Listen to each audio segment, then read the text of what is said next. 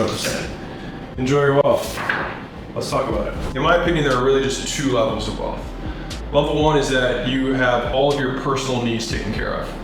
The second level of wealth is the unlimited level of wealth, which is that you just always want to keep using money to make more money. And that means that you've progressed from solving your personal needs to playing a game.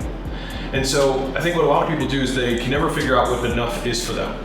And there was a period of my life earlier on where I was like, okay, let me figure out all these rich people things. I bought a Bentley. I was like, let's go out to all the nicest restaurants every single night. But the thing is that to live like the 1%, it's actually not that expensive. If you fly private, it costs about $50,000 per month. If you want to eat out every night of the week at the nicest restaurants of $500 dinners every single night, it's $15,000 a month. If you wanted to, let's say, lease a Lamborghini or something, payments are probably $5,000 a month, right? On top of that, let's say you want to go and buy designer clothing. So that's another $15,000 per month. Let's say you spend $5,000 a month on a nutritionist and another $5,000 a month on therapy and performance coaching, whatever. All right, let's just call it a cool $100,000 per month of expenses. Oh, we forgot where we live. Let's live somewhere balling. Let's put another $50,000 a month on here.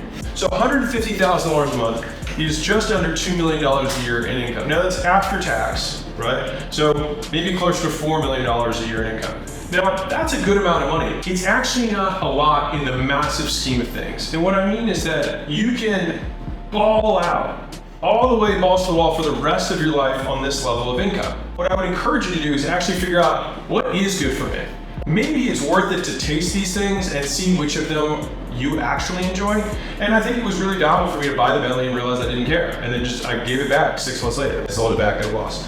And so I think the big TLDR here is that you need to figure out what your personal dream list is. And a lot of people have these huge goals, like I want to be a millionaire. It's like, why?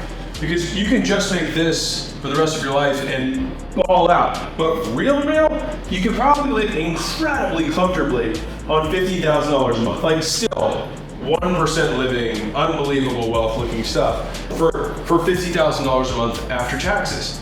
So I think if you put, what does food look like, right? What does travel look like?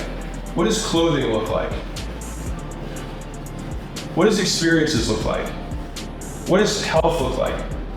And you start putting an actual number to it, you realize that what you actually need to satisfy your personal needs are significantly less than you originally thought. And so that brings me to the next level of this, which is the game itself.